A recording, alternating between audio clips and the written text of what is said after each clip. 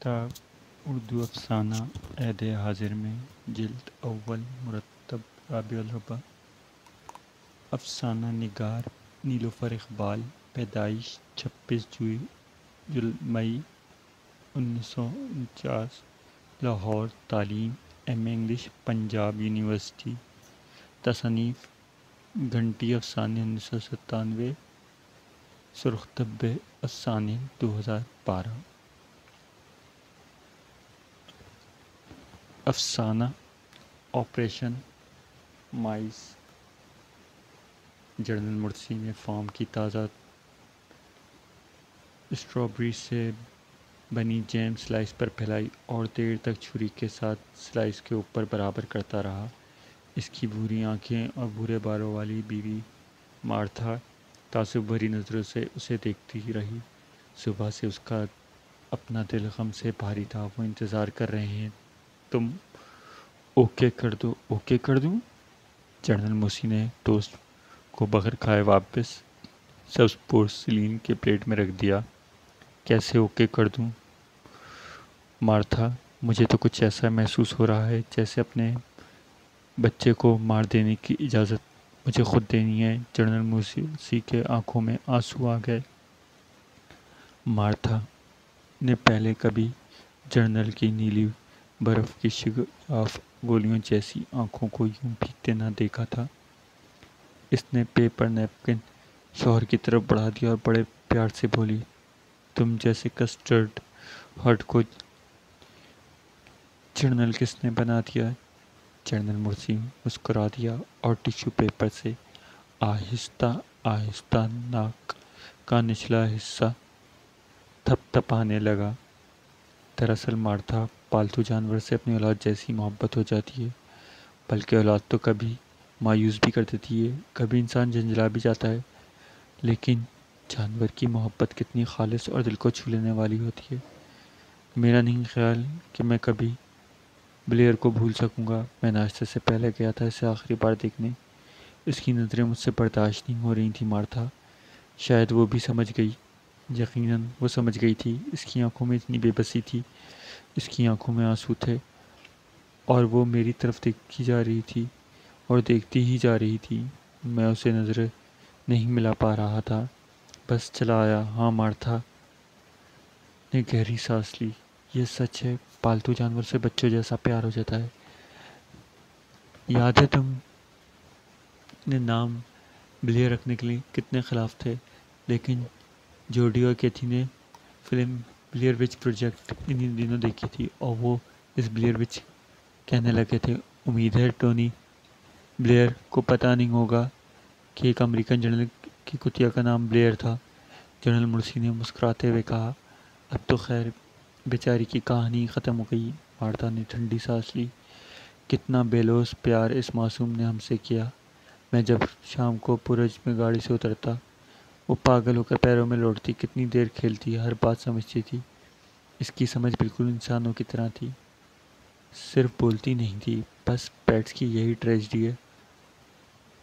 खासकर कुत्ते टूट कर प्यार करते हैं, फिर मर जाते हैं और दुख दे जाते हैं। ये भी अफसोसनाक इत्तेफाक है कि ये बात आज हो रही है, आज के दिन। आज कितना अहम है मार्था, तुम सोच भी नहीं सकती। आज मेरी नहायत नहायत नहायत अहम मीटिंग है पेंटागन में। मुझे कुछ आइडिया, शायद प्रेसिडेंट भी।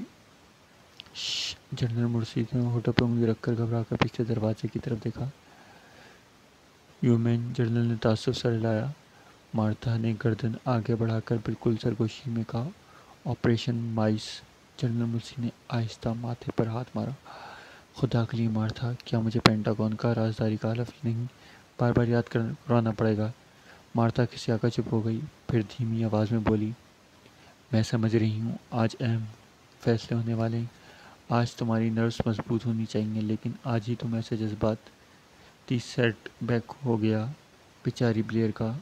हाँ, मेरा दिल इसके लिए दुख रहा है, लेकिन वेट ने कहा कि वह शदीद तकलीफ़ में है। इंजेक्शन देकर हमेशा के लिए सुलाने के सिवा कोई रास्ता नहीं। मोहब्बत का तकाजा भी है। तुमने इजाज़त दे दी। हाँ, 10 बजे वो इसे इंजेक्शन दे देंगे। जानवर के मुताल्लिक़ ऐसे एहसास हो सकते हैं। मुझे आज पता चला आइंदा पालना कुत्ता पालना मार्था मरी मर्सी, तुम्हारी दिल हद से ज़्यादा नरम है, हद से ज़्यादा। पता नहीं किसने मुझे जर्नल बना दिया।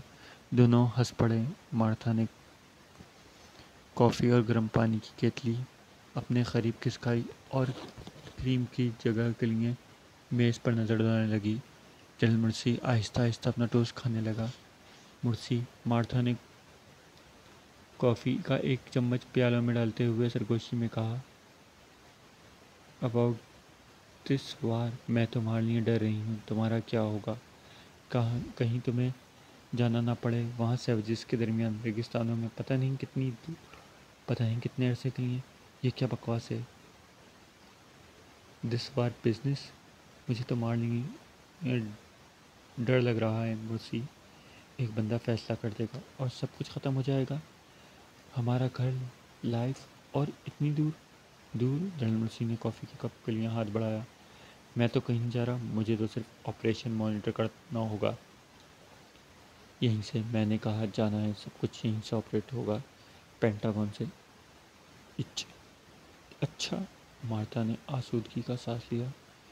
शौहर को कॉफ़ी का कप थमाते हुए धीमी आवाज़ में बोली, पेंटागन, आर यू श्योर? क्या पेंटागन भी अब भी महफूज है उस अटैक के बाद? Martha please. जनरल मुर्सी ने आवाज़ फिर धीमी की। बहुत कुछ है जो तुम्हें नहीं मालूम। हाँ, पेंटागन महफूज है, दुनिया के महफूज तरीन जगह, आसमान के नीचे और ज़मीन के ऊपर सबसे ज़्यादा महफूज। ट्रूप्स और ऑफिसर्स को बहुत पहले बेसिस पर भेजा जा चुका है। मैं तुम्हारे सामने बैठा कॉफ़ी पी रहा हूँ, मुझे तो कोई परेशानी नहीं, मेरा ब्लड प्रेशर नॉर्मल है। दुख तो गरीब ब्लेयर का है। 10 बजे इंजेक्शन लग जाएगा, खुदा करे मैं इस वक्त मसरूफ़ हूँ, मुझे 10 बजने का पता ही ना चले। याद आए तो कुछ ओवर हो। जनरल मुर्सी ने तासुब से सराहा, तुम्हारे माँ बाप ने तुम्हारा नाम मुर्सी बिल्कुल सही रखा। तुमसे वाकई किसी की तकलीफ़ नहीं देखी जाती। हाँ, हम अमरीकी ऐसे ही पागल हैं, क्रेज़ी, एकदम क्रेज़ी, जब मामला मोहब्बत का हो। लेकिन दुनिया हमारे दिल को नहीं समझती। मैं तो टीवी को देखकर हैरान हूँ, दुनिया भर हमारे खिलाफ जुलूस जुलूस जुलूस ये जुलूस। फ्रांस, जर्मनी, इटली और टोनी ब्लेयर तो हमारा लाए है, वहाँ भी जुलूस देखकर मुझे धचका सा लगा। इंग्लैंड में जासूस? जनरल मुर्सी ने गरम गरम कॉफ़ी घूट भरा। इसे अपनी कॉफ़ी में से बहुत सी क्रीम पसंद थी। मार्था इसका कप बिल्कुल इसकी पसंद के मुताबिक बनाती थी। टिश्यू पेपर से होठ साफ करके इसने तिरछी नज़रों से मुस्कुराकर मार्था की जानिब देखा। है ना मज़े की बात Martha? Enjoy this joke.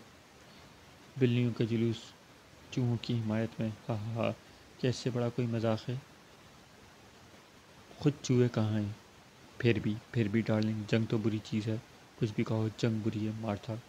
General mercy ने आवाज़ बिल्कुल धीमे कर दी। बहुत कुछ है जो तुम्हारे इल्म में नहीं। तुम बहुत ज़हीन हो, अच्छी राइटर हो, मैं खुद तुम्हारी तारीफ का मद्दा हूँ, लेकिन बहुत कुछ है मार्था जो तुम नहीं समझ सकती। समझ जाओ तो क्या बुरा है? मार्था ने बुरा सा मुँह बनाया। इसकी नामुजरा हुई थी। वो खफगी से अपने टोस्ट पीनट बटर फैलाने लगी, ये जानते हुए भी कि वो इसकी कैलोरीज से हमेशा से खौफजदा रहेंगी उसके लिए। देखो, मैं तुम्हें समझाता हूँ। जनरल मर्सी ने एहतियातन इधर उधर देखा, हालांकि ड्राइविंग में इसकी बीवी और ख़ुद इसके सिवा कोई न था। देखो ना, मैं एक सादा सी मिसाल देता हूँ। मिसाल के तौर पर एक ख़जाने को ले लो। मिथ के मुताबिक ख़जाने की हिफाजत कौन करता है? सांप। मार्था फ़ौरन बोली। लेकिन अगर ख़जाना हो, बहुत ही बड़ा ख़जाना, दुनिया का सबसे बड़ा ख़जाना, तुम्हारे तस्वुर से भी बड़ा, और इस पर चूहों का कब्ज़ा हो, तो ऑपरेशन माइस। यस, ऑपरेशन माइस। मार्था पलके झुकाए कुछ देर के प्याजी कॉटन के गाँव पर बने नन्हे जामुनी फूलों को देखती रही। जनरल मर्सी अपनी टोस्ट ख़त्म कर लेने के बाद नैपकिन से थपथपा रहा था। मार्था ने निगाह उठाई और सोचते हुए बोली, बगदाद, यही हुई बगदादी ना डार्लिंग, जिसका जिक्र मैंने अरेबियन नाइट्स पढ़ा है। मैं बच्चों को कभी कभी वहाँ की कहानियाँ पढ़कर सुनाया करती थी जब वो छोटे थे। मुझे बहुत फैंटेसी थी और मुझे फैसिनेट करता था बगदाद। मैंने फिर ऐसी कहानियाँ कहीं नहीं पढ़ी।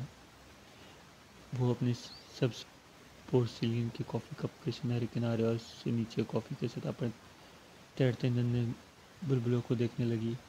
कुछ भी लहू कहो या सुन लो मेरी, लेकिन जंग है तो बहुत ही अनसिविलाइज्ड चीज़, और बहुत ही अनमॉडर्न ज़मानों में। ये सब तो हिस्ट्री में होता है था। पुराने ज़मानों में दूसरे मुल्कों को पता करना, क्या प्रेसिडेंट लफ्ज़ इन्वेशन नहीं इस्तेमाल करते? अजीब सा लगता है सोचो तो ज़रा। फिर भी आज से 500 साल बाद ये भी हिस्ट्री होगी मार्था। शायद तुमने वक्त के बारे में इस अंदाजे से सोचा ही नहीं, तुम्हारे लिए वक्त शायद लम्हा मौजूद ही है। और फिर मार्था, सिविलाइजेशन तो सिविलाइज के लिए होती है। तुम इन चूहों के बारे में कुछ नहीं जानती। इनके वजूद का मकसद ही नहीं, इनका काम सिर्फ ब्रीड करना है। इनको अपने बच्चों की सही तादाद का तक नहीं पता होता। इनका एक ही काम है, फॉर्निकेट एंड ब्रीड एंड फॉर्निकेट। जनरल की नीली बर्फ़ की गोलियां जैसी आंखें इतनी हक़ारत थी कि मार्था का मुंह हैरत से खुल गया, और इसका दिल इस नामालूम अरब के खिलाफ भरे खौफ से भर गया जो चुपके चुपके से अपने बिल्म से निकलता है, जो वर्ल्ड ट्रेड सेंटर को तबाह कर देता है। इनके पेंटागन में जहाँ फरिश्ते भी कदम डरते हों हमला कर देता है, और कुदरत की बेइंसाफ़ी के दुनिया के सबसे बड़े ख़जानों पर भी काबिज़ है। इनकी ब्रीडिंग रोकनी होगी हर सूरत। वो खुद से बड़बड़ाई। जनरल मुर्शी सताइश भरी नज़रों से उससे देखा। मैं खुश हूँ कि बात तुम्हारी समझ में आई।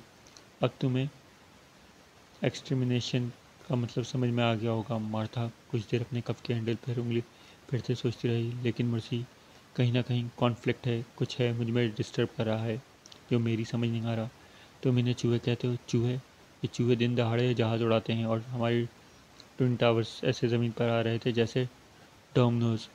हाँ मुर्शी, ऐसा कोई तो खिलौना भी तो नहीं टूटता।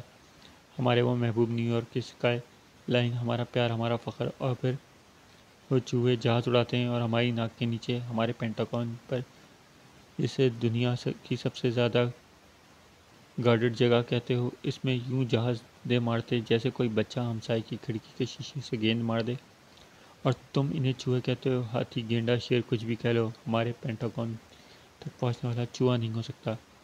ट्विन टावर्स मेरा भी प्यार हैं, मेरा दिल का टुकड़े हुए थे। जर्नल्स भी आखिर इंसान ही होते हैं मार्था। लेकिन हम अमेरिकन क्या खुद या क्या गिनवाया पर ही ठहर जाने वाली स्पिरिट के साथ ज़िंदा रहने का सोच भी नहीं सकते। हमारी निगाह वहाँ होती है जहाँ हमें पहुँचना होता है। हो सकता है हम इस जंग से वो हासिल करें, वो दो एक इमारतों के तबाह होने के नुकसान से कई 100 गुना ज़्यादा हो, और दूररस हमारी आइंदा 100 साल प्लानिंग का हिस्सा। Come on cheer up baby, मुझे एक स्लाइस और दो जैम के साथ। थैंक गॉड डायबिटिक नहीं हूँ। आज मैं नाश्ते में बहुत इंजॉय किया। तुम्हें देर तो नहीं हो रही? मार्था ने स्लाइस जिम पर लगाते हुए कहा। मेरे पास अभी 10 मिनट हैं। जनरल मर्सी ने रेस्ट वॉच पर नज़र डाल के कहा। बाकी रही बात चूहे और बिल्ली की, तो ये बहरहाल तय है कि कहीं ना कहीं कोई चूहा है और बिल्ली भी है, और बिल्ली को बहरहाल चूहे का शिकार करना है। पेंटागन, इसका कोड ऑपरेशन माइसी है। जनरल मुर्सी ने टोस्ट का एक बड़ा रुमाल लिया। स्ट्रॉबेरीज बड़ी फ्रेश हैं मार्था। वो कौन सा है तुम्हारा favourite cake? Strawberry cheese cake. हाँ वही। तुम हाथ बढ़ाकर इसका एक टुकड़ा उठा लो और खा लो, बस इतनी हकीकत है इस जंग की। तुम परेशानी ना लो, पहले ही ब्लेयर की वजह से उदास हो तुम भी तो। हाँ मैं भी, लेकिन मैं तुम्हें यकीन दिला सकता हूँ कि इस बार की गिरद भी वाशिंगटन तक नहीं पहुँचेगी। जनरल मुर्सी ने कॉफ़ी का घूंट भरते हुए कहा। मुर्सी, वार का स्ट्रेस तो होना ही है। पॉप और आर्च बिशप ऑफ कैंटरबरी ने भी मुखालफत कर दी है। अगर प्रेसिडेंट ने यूएन चार्टर के परवाना की तो फिर जंगल का कानून बन जाएगा। इतने बड़े फैसले करते हुए हम औरतों से तो कोई नहीं पूछता, लेकिन मुझे डर है he'll will be let loose. वो वैशी लोग हमारे खूबसूरत मुल्क में पता नहीं क्या क्या तबाह कर दें। उसकी बिल्डिंग्स, म्यूज़ियम, अम्यूज़मेंट पार्क, इन सब से ही तो ये हसद करते हैं। ये सैवजेस जो हमारे ट्विन टावर तोड़ सकते हैं, वो हमारी ज़िंदगी को बर्बाद कर सकते हैं। वो तो मरने से भी नहीं डरते। वो तो ह्यूमन बोन्स हैं। कुछ करो मर्सी, प्लीज़। प्रेसिडेंट को समझाओ, खुदा के लिए। मार्था, हमारे 2.5 लाख ट्रूप्स वहाँ पहुँच चुके हैं, 7 एयरक्राफ्ट कैरियर, समंदरों में दुनिया का सबसे जदीद असलाह, लेज़र मॉनिटर्स इनके आसमानों पर बस कर रहे हैं। वैसे भी मार्था, प्रेसिडेंट ने कह दिया है यूएन हमारा मिशन नहीं रोक सकता। यूएन क्या है? हम ही यूएन हैं। फैसला तो हमें सिर्फ ये करना है, इस रेगिस्तान पर कब्जा कब तक रखना है, 6 महीने, साल या फॉरएवर। जनरल मुर्सी ने लब सख्ती से बीचते हुए कहा, जीतने के लिए स्टेज तैयार है। इन चूहों के लीडर खुद तुम्हारे साथ हैं और तुम मार्था सुपर पावर के फर्द होते हुए भी चूहों से डरने लगी। मुझे तुमसे ज़्यादा गट्स की उम्मीद थी। जनरल मुर्सी तमस्खराना अंदाज से मुस्कुरा, डर नहीं मुर्सी, डर नहीं, बस उलझन सी है। जब हमारे बम्बार्डियर्स बम बरसाएंगे, लोग मरेंगे, बच्चे मरेंगे, हमारे आज़ादी पसंद कौम का इमेज ख़राब होगा। और हमने पढ़ा था $100 बिलियन से भी महंगी पड़ेगी ये वार। मुझे हंसाओ मत मार्था है। एक तो मेरा दिल पहले ही बेचारी बेरियर की वजह से उदास है।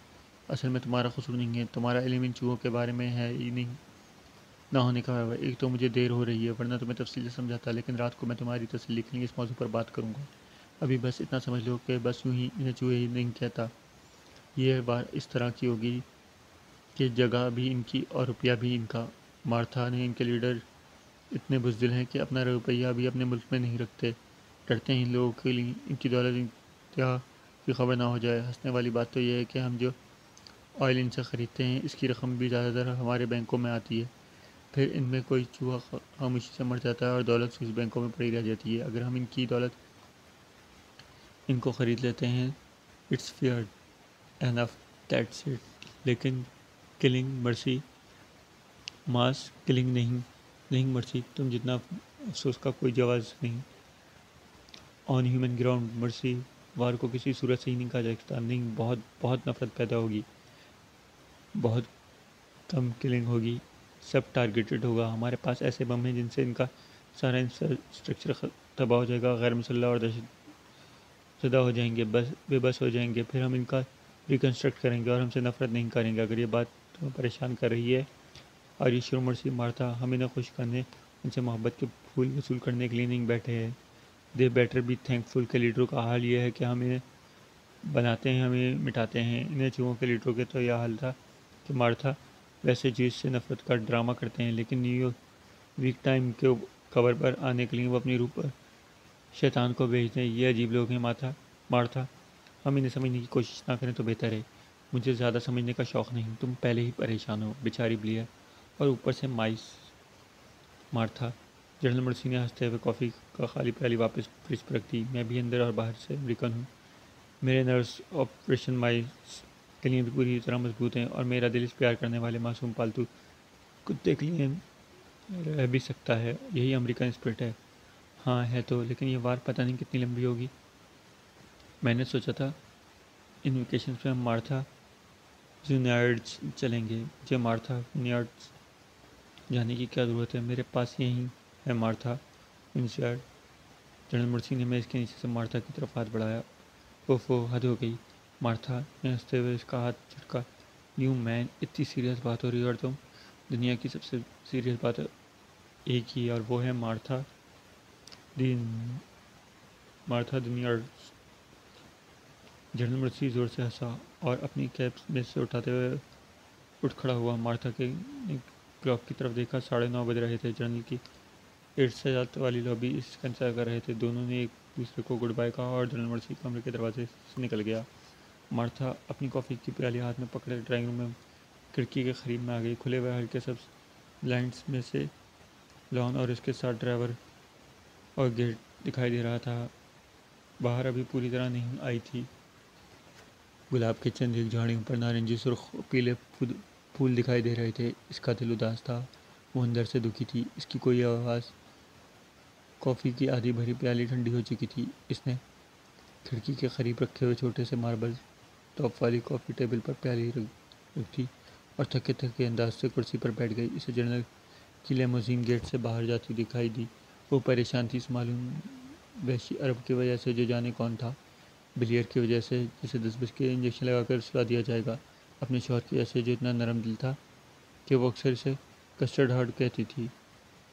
ज़िंदगी, ज़िंदगी, फिर जाने कहाँ। इसके तस्वुर में दूर रेगिस्तान में रेत में खून में लुथड़ा गुलाब से चेहरे वाला कोई जवान भरा, जिसे किसी वैशी अरब ने की गोली लग गई हो। वो गर्लफ्रेंड के साथ नाइट क्लब जाता होगा, चिंगम चबाता होगा। पता नहीं इसकी शादी हुई थी या नहीं। मार्था ने कर्व के साथ अपनी आंखें जोर से पींच लीं।